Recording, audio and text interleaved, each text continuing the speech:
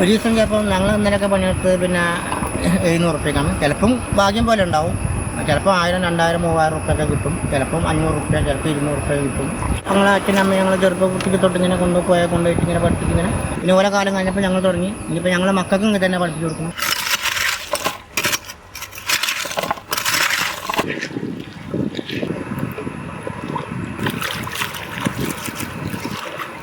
കുഴിക്കുമ്പോൾ അടി പാറ ഉണ്ടാവും. പാറയിൽ നിന്ന് ഞങ്ങൾ പിന്നെ കളച്ച് വാരുമ്പോഴാണ് ഇതിന് ഇപ്പോൾ 1 ഗ്രാമൊക്കെ ഉണ്ടാവും.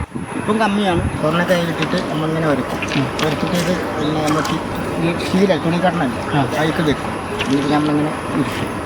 അപ്പോൾ തങ്കമായിട്ട് ഇപ്പം ഇത് വെള്ള കളറല്ലേ, ഇതേ വെള്ള കളർ ഉണ്ടാവും. അത് ചുടുമ്പോൾ അത് മഞ്ഞ കളർ.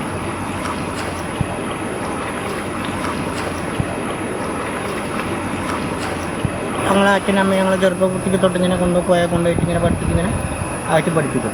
പിന്നെ ഓരോ കാലം കഴിഞ്ഞപ്പോൾ ഞങ്ങൾ തുടങ്ങി. ഇനിയിപ്പോൾ ഞങ്ങളെ മക്കൾക്കും ഇങ്ങനെ തന്നെ പഠിപ്പിച്ചു കൊടുക്കണം.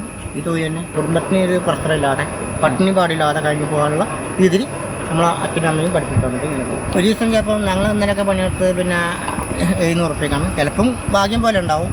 ചിലപ്പോൾ 1000, 2000, 3000 റുപ്യൊക്കെ കിട്ടും. ചിലപ്പം 500 റുപ്യ, ചിലപ്പോൾ 200 റുപ്യ കിട്ടും. അങ്ങനെയൊക്കെ കഴിഞ്ഞിങ്ങനെ പോകണം. തൈകളെടുത്തിട്ട് മരുന്ന് ഒഴിച്ചിട്ട് ചട്ടന്മാർ കൊണ്ടുപോയിട്ട് അവർ ചുട്ടിട്ട് സാധാ തങ്കം തന്നെ ആക്കിയത്.